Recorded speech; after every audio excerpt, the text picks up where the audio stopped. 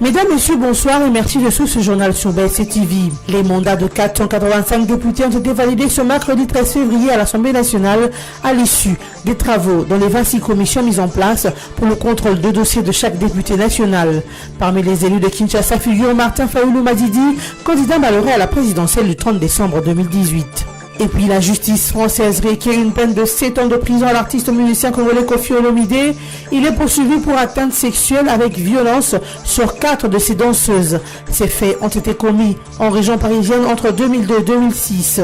Âgé de 62 ans, Koffi Olomide ne s'est pas présenté à son procès tenu le lundi 11 février à huis clos.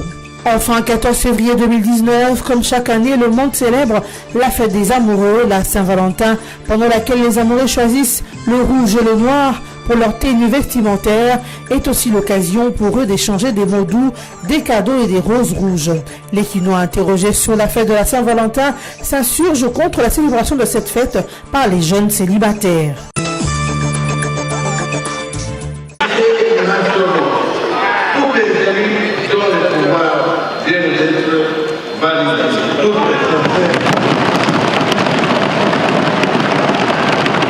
Je proclame député tous ces dont le pouvoir vient d'être validé. C'est en ces termes que le président du bureau provisoire de l'Assemblée nationale, Gabriel Kyungu-Wakumwanza, a validé et adopté avec ses collègues députés nationaux les pouvoirs des élus du peuple. Lors de la plénière du mercredi 13 février, 485 députés ont vu leur mandat validé après la mise en place des 26 commissions qui ont travaillé pour les contrôles des dossiers de chaque député national. Les 15 autres députés pour faire 500 à l'Assemblée nationale viendront de l'élection législative de la ville de Butembo, Beni et Yumbi dans le Mai-Ndombe. Après la lecture des procès-verbaux des travaux en commission, il a été constaté un manque de certains documents dans les dossiers de certains députés. Mais cela n'a pas empêcher la validation de leur mandat. Le mandat de Martin Fayulu Madidi, candidat malheureux à la présidentielle dernière, a été aussi validé. Il avait été élu député national à Kinshasa et pourra donc désormais siéger à la Chambre basse du Parlement. Par ailleurs, a déclaré le président de la Chambre basse, les députés qui fait l'objet de l'une des incompatibilités marquées dans la loi électorale doit opter dans les 8 jours qui suivent la validation des mandats entre son mandat et les autres fonctions qu'il voudrait exercer. C'est le cas des députés nationaux, membres du gouvernement, magistrats, membres des cabinets du chef de l'État, du président du Sénat et de l'Assemblée nationale, mais aussi des mandataires de l'État.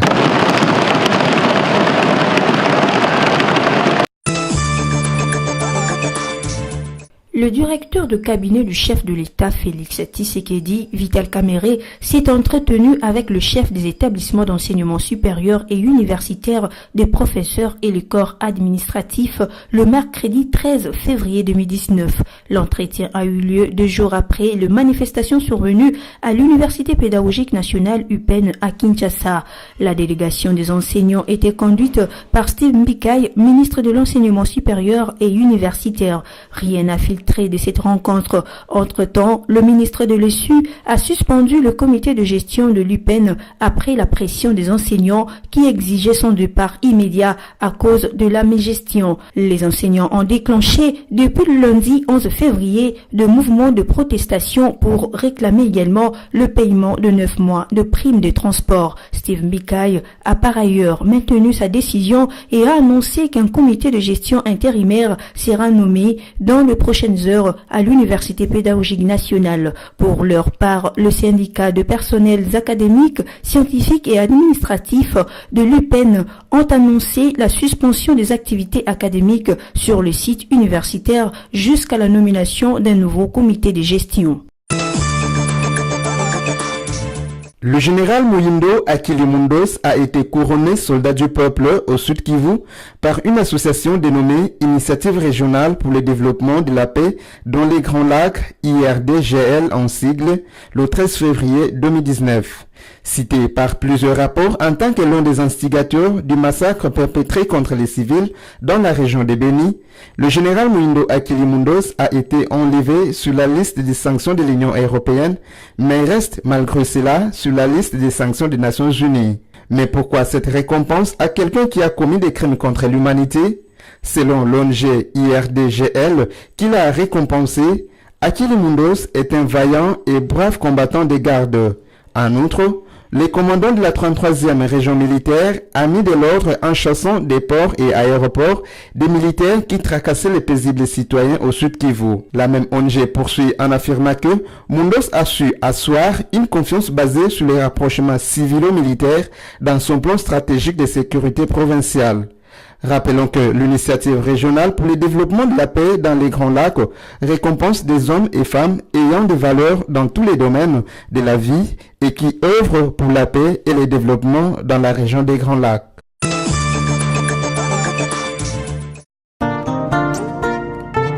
La légende, le quadra. La justice française a requis depuis lundi 11 février 2019 une peine de 7 ans de prison à l'encontre de l'artiste congolais Koffi Olomide. Selon des sources judiciaires, la star de la rumba congolaise est poursuivie pour atteinte sexuelle avec violence, contrainte, menace ou surprise sur 4 de ses danseuses et également pour séquestration de ces dernières, des faits qui auraient été commis en région parisienne entre 2002 et 2006.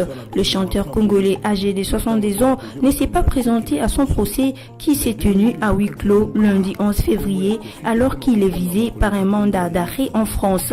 Pourtant, 2 de ces hommes de confiance poursuivis pour complicité étaient bien présentés à cette audience. Le plaignant l'accuse de l'avoir imposé des relations non consenties en France tout comme en République démocratique du Congo en les forçant violemment. N'en pouvant plus, les jeunes danseuses avaient fini par s'échapper de leur patron pour déposer leur plainte en 2007, 2009 et 2013. Elles n'y sont plus jamais retournées en RDC par peur de représailles. Koffi Olomide a déjà été condamné par le passé et presque incarcéré en 2016 pour avoir donné un violent coup de pied à l'une de ses danseuses au Kenya. Pour ces forfaits commis en France, le verdict de la justice française sera connu le 18 mars 2019.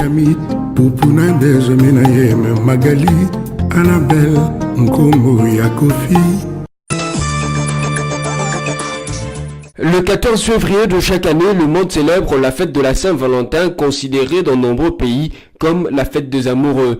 Une occasion pour le couple de changer des mots doux et de cadeaux comme preuve d'amour, ainsi que de roses rouges qui sont l'emblème de la passion.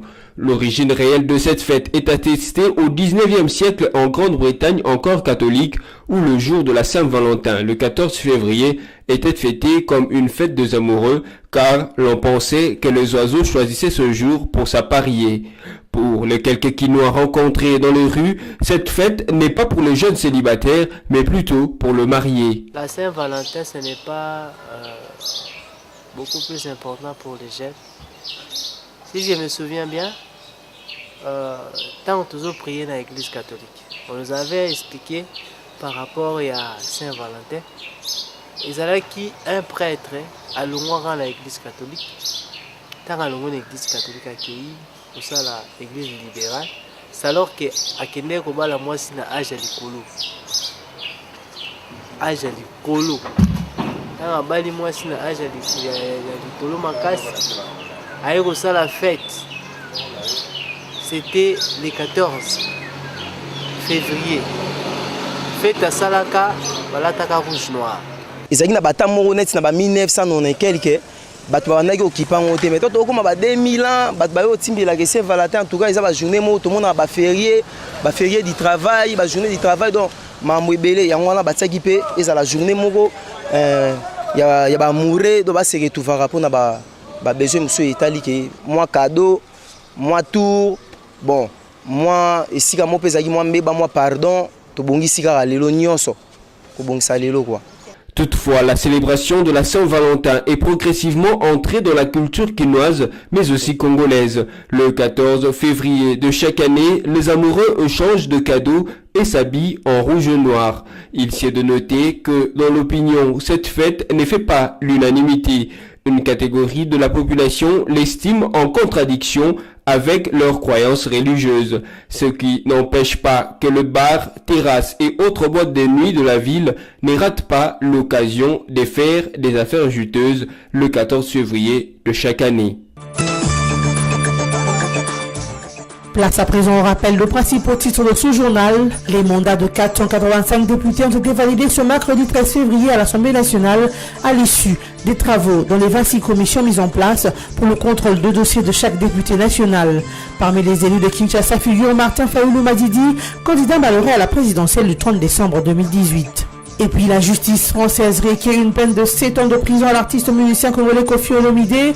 Il est poursuivi pour atteinte sexuelle avec violence sur 4 de ses danseuses. Ces faits ont été commis en région parisienne entre 2002 et 2006.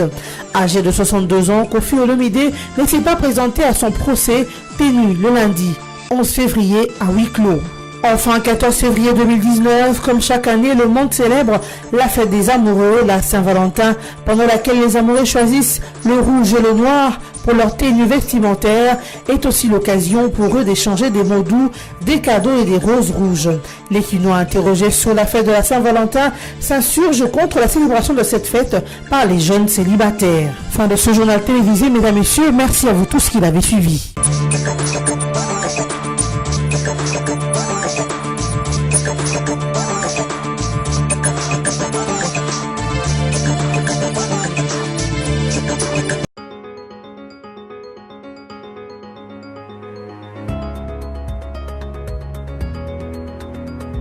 Mesdames et messieurs, c'est l'heure de lire la presse en ligne. Forum de Zaz titre à sa une, chef de file de l'opposition, l'ultime carte de Martin Fayoulou. Après le verdict de la Cour constitutionnelle et les succès de Fachi au 32e sommet de l'Union africaine, des observateurs conseillent aux porte-étendards de la Mouka de faire les deuils de la présidentielle et de rentabiliser son énorme capital électoral. Si les partisans de la plateforme La Mouka continuent à croire en un aboutissement heureux du lobbying de leurs leaders, ceux de Cash, Cap pour le changement, coalition au pouvoir s'en moquent. Pour le sympathisant de Félix Tshisekedi, actuel président de la RDC, la page de l'élection présidentielle est définitivement tournée. À la lumière de ce qui s'est passé du 10 au 11 février à Addis Abeba, lors de travaux du 32e sommet de cette organisation, force est de constater que tous les chefs d'État boudeurs de l'élection de Fachi ont tourné la page. Cependant, d'aucuns postulent que Martin Fayoulou n'a pas tout perdu, il a encore quelque chose à sa portée, à savoir la place constitutionnelle de chef de file de l'opposition. Même s'il n'est pas issu d'un grand parti politique, le Fayoulou d'aujourd'hui n'a rien à voir avec celui que les Congolais ont connu au cours de 10 dernières années. À la faveur de la campagne électorale en novembre dernier et des résultats de scrutin présidentiel, Martin Fayoulou, version fin 2019, a pris du poids au point de devenir un leader politique d'envergure nationale. Par conséquent, il ferait œuvre utile s'il capitalisait cet énorme soutien de millions de Congolais qu'il avait élus pour se positionner en chef de file de l'opposition. RDC, le médecin réclame le paiement de salaire et primes de risque, c'est l'un des titres de la radio Okapi. 4 mémos des différentes filières professionnelles du secteur de la santé adressés au nouveau président de la République ont été déposés mardi 12 février au secrétariat général du ministère de la Santé publique. Leurs auteurs dénoncent notamment le non-paiement de salaire et ou de la prime de risque pour certains pendant 2 années, la discrimination dans les traitements ainsi que l'existence au sein de l'administration de la santé de 28 000 employés fictifs. La première filière est celle de médecins généralistes et autres prestants dans les hôpitaux publics. Ils étaient plusieurs centaines à participer au dépôt de leurs mémos au secrétariat général de la santé publique. L'alignement à la prime de risque et la clarification autour des fictifs. Enfin, la filière de professionnels licenciés, maîtres et docteurs en sciences des santé a également été au rendez-vous. En plus de revendications suspensionnées, ces derniers disent être victimes de la discrimination, de l'injustice et d'un manque d'équité de la part de l'État employeur par rapport à leurs collègues pharmaciens et chirurgiens dentistes. Actualité.cd signale RDC, UPEN, un comité de gestion intérimaire sera nommé dans quelques heures. Steve Mbikai, ministre de l'Enseignement supérieur et universitaire, annonce qu'un comité de gestion intérimaire sera nommé dans quelques heures à l'Université pédagogique nationale. L'ancien comité a été suspendu après la pression des enseignants qui exigeaient son départ immédiat à cause de la mégestion. Les enseignants ont déclenché depuis lundi des mouvements de protestation pour réclamer aussi le paiement de 9 mois de prime de transport. Mardi, 2 accrochages ont opposé les enseignants à un groupe de brigands sur les sites de l'université avant l'intervention de la police. Pour leur part, le syndicat de personnes académiques, scientifiques et administratifs de l'Université pédagogique nationale annonce la suspension des activités sur les sites universitaires jusqu'à la nomination du nouveau comité de gestion. Toute chose a une fin, donc c'est la fin de cette revue de presse du 14 février 2019. Bonne Saint-Valentin à tous.